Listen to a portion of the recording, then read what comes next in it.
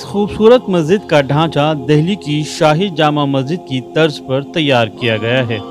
पहली दफ़ा इस मस्जिद को देखते ही मस्जिद जहांनुमा शाही जामा मस्जिद की याद आती है। अगर हम कहें कि शाहजहानी जामा मस्जिद को कम रकबे में ज़ीनतुल मसाजिद के नाम से तैयार किया गया है तो गलत नहीं होगा। ये मस्जिद जो है तारीख़ी मस्जिद है, शाही मस्जिद है। इस मस्जिद को औरंगज़ेब की बेटी ज़ीनतुन निसा ने सन 1119 हिजरी के अंदर जो है इसको तामीर कराया था। जिस वक्त हालात ख़राब हुए थे, हड़बोंग हुई थी, तो उसके बाद से बहुत सारी मस्जिदें जो है गैर आबाद हो गई थी, बंद हो गई थी। उन्हीं में से एक मस्जिद ये भी थी जो बिल्कुल बंद हो गई थी। फिर उसके बाद तकरीबन जब वक्फ बोर्ड ने कुछ मुकदमात वो करके इसकी मस्जिदों के ताले खुलवाए हैं, तो उनमें से एक मस्जिद ये भी है। अजीमुल शान मस्जिद को मुग़ल बादशाह आलमगीर औरंगज़ेब की दुख्तर नेक ज़ीनतुन निसा ने 1707 ईस्वी में तामीर कराया था।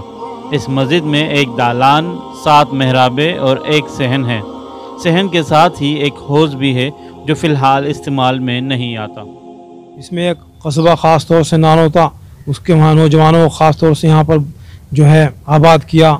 और भी इधर उधर के कुछ हैं, तो कि भाई यहाँ मस्जिद में जो लोग गैर लोग आबाद हैं उनको जो है निकाल कर यहाँ पर नमाज शुरू की जाए, नमाज हो। और जब ये नौजवान तबका यहाँ रहेगा तो ये मस्जिद आबाद भी होगी, नमाज भी होगी, कुछ चीज़ें भी होंगी। उसके बाद से फिर ये मस्जिद तकरीबन को है इसमें नमाज होनी शुरू हुई। मस्जिद में 3 बड़े गुंबद जो सफ़ेद मार्बल से बने हुए हैं और उसकी खूबसूरती में इजाफा के लिए काले मार्बल की पट्टियों का इस्तेमाल किया गया है। मस्जिद के शुमाली हिस्से में ज़ीनतुन निसा बेगम का मकबरा भी मौजूद है। अफसोस का मकाम यह है कि मस्जिद खस्ता हाली का शिकार है। बरसात के दिनों में मस्जिद की छत से पानी टपकता है, जिसके सबब दीवारों पर सीलन आ चुकी है। मस्जिद के पत्थर भी अब चूना छोड़ गिरने लगे हैं। इतनी छोटे मोटे काम अवामी एतबार से जो है होते रहे हैं, कराते रहे हैं, लेकिन फिर उसके बाद जब थोड़ा सा इसका गुंबदों का और ज़्यादा मामला ख़राब हो गया तो तकरीबन आपके 87 और 84-87 की बात है जब दिल्ली वक्फ बोर्ड ने यहाँ काम कराया था। इस वक्त यहाँ देख रहे हैं, फर्श देख रहे हैं, पीछे की सारी देख रहे हैं, ये सब जो है अवामी एतबार से जो है कराई गई है कोशा करके। दिल्ली वक्फ बोर्ड ने इस मस्जिद की मरम्मत सन 1987 और 88 में कराई थी। उसके बाद से आज तक इस मस्जिद में दिल्ली वक्फ बोर्ड या आसार कदीमा की जानिब से किसी भी तरह की कोई मरम्मत नहीं कराई गई है। मस्जिद से मुंसलिक तमाम अखराजात भी मकामी अफराद ही उठाते हैं। अलबत्ता इमाम को तनख्वाह दिल्ली वक्फ बोर्ड ही देता है। कि मस्जिद जो है किस कदर जो है इस वक्त मरम्मत चाह रही है, वसीदा हो रही है। और शाही मस्जिद है, आसार कदीमा के अंदर भी आती है, वक्फ बोर्ड में भी आती है। तो ये तो जो है छोटा मोटा आदमी का काम है ही नहीं इसको छेड़ना। अगर एक पत्थर खुदा न खासा नीचे की गया तो वो छोटा मोटा आदमी भी नीचे दब जाएंगे इसके। इसलिए इसको ज़रूरी है कि कानूनी एतबार से, कानून की शक्ल में दिल्ली वक्फ बोर्ड या क्या नाम उसका आसार कदीमा, इसकी जो है अच्छी तरीके से मरम्मत कराए। बड़े गुंबद पर पौधे उग आए हैं, उन्होंने अपनी जड़ें बनाना शुरू कर दी हैं, जिससे गुंबद में शुगाफ पड़ने का ख़तरा है। मीनार से पत्थर अपनी जगह छोड़ चुके हैं।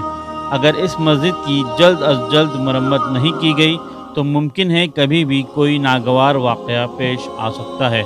मुग़लिया दौर की अज़ीमुल शान मस्जिद अपनी बदहाली पर बेबस है। अफसोस की बात यह है कि गालिबन 500 मीटर की दूरी पर दिल्ली वक्फ बोर्ड का दफ्तर मौजूद है, जहां से तमाम मसाजिद की देख रेख का काम किया जाता है।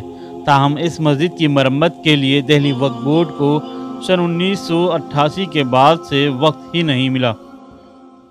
इस वक्त हम मौजूद हैं दारुल हुकूमत दिल्ली के दरियागंज इलाके में, जहां पर ज़ीनतुल मसाजिद नाम से एक मस्जिद को मुग़ल बादशाह औरंगज़ेब की बेटी ने तामीर कराया था। इस मस्जिद में हम मौजूद हैं। इस मस्जिद के हालात आपको दिखा रहे हैं कि किस तरह से इसके जो गुंबद है, गुंबद में पौधे निकल कर आ गए हैं और लगातार इस मस्जिद को तामीर की जो परेशानियां हैं वो दरपेश हैं। लेकिन वक्फ बोर्ड या आसार कदीमा की जानिब से सन 1987 के बाद से कोई भी काम इस मस्जिद में नहीं किया गया है। लेकिन उसके बावजूद लगातार ये बातें सामने आ रही हैं कि मस्जिद में ज़रूरत है मरम्मत की। अगर मरम्मत नहीं की जाती है तो आइंदा दिनों में कोई बड़ा हादसा देखने को मिल सकता है।